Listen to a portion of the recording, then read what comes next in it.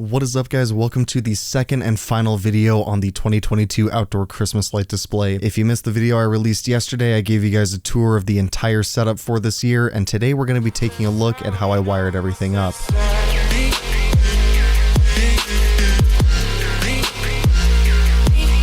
As usual, I've still got the exact same Wi-Fi outlet plugged into the exact same outlet in the garage to control the scheduled turn on and turn off times for the Christmas lights outside. And as you guys know, that extension cord comes all the way up to the garage door, where it then comes out and then up this downspout, where it then goes into a couple of power taps to get the power distributed to all the lights. Now, plugged in all the way on the right of this white power tap is the white icicle lights that go around the gutters on this house, and plugged into the far left of that power tap are the colorful Christmas lights that go around the house as well. We'll get into the green extension cord in the middle in just a second, but really quick I want to go over how the left side of the driveway is powered. So as you can see, I've got two extension cords coming down right here. The thin one goes over to the right, and that is where these new lights that go around the garage door are plugged in, as you can see right down there. Also plugged into the other extension cord coming down is the ground lights that go around this yard right here.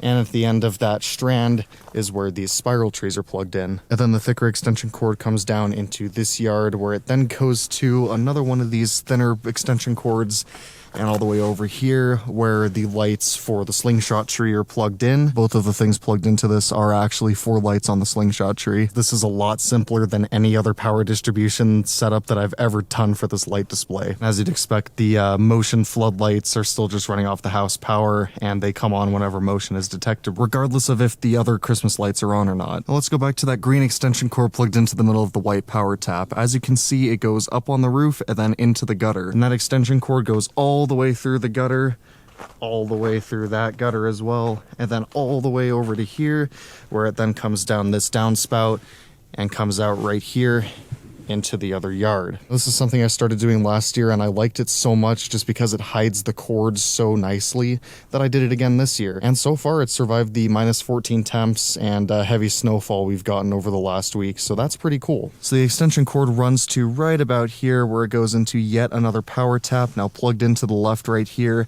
is an extension cord that goes up to the C9 lights that go around that window and all the way around here. Also plugged into the same extension cord that these C9 lights are running on are the lights that go around the yard right here, and this is actually where the C9s are plugged in right here. And then we have another extension cord going over to the blow molds and the lights that are on the porch railing. I know it's not super safe to daisy chain extension cords like this, but realistically these lights are only up for about a month, and I've been doing it this way for 6 years now without an issue. So that's just how I'm going to continue to do it. And in the middle we've got the candy cane extension cord back again, and this one goes all the way up to this tree where all of these lights are plugged in. And for those wondering, yes, the lights on this tree are the only thing that are plugged into the candy cane extension cord. And the final thing plugged into this 3-way power tap is another extension cord that actually has a built-in 3-way power tap. Plugged into the left and center outlets on this 3-way power splitter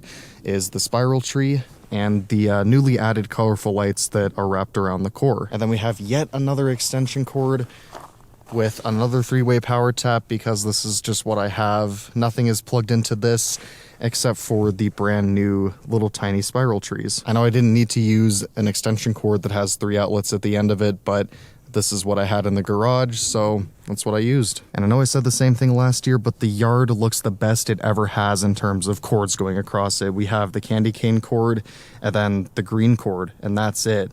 If you guys want to go back and check out some of the videos I did back in 2016 and 2017, you'll see the disaster of cords that I used to have going around this yard. But every year it just keeps getting a little bit better and a little bit better, and this is definitely the best that I've made it look by far. So that's pretty much it, guys. It's a pretty simple setup this year in terms of how I get power everywhere. Definitely also the nicest looking that I've ever done, as I've said a couple times as well. But there you go, guys. That is going to be it for the second and final video on the 2022 outdoor Christmas light display. Hope you enjoyed it, and as always, thank you for watching.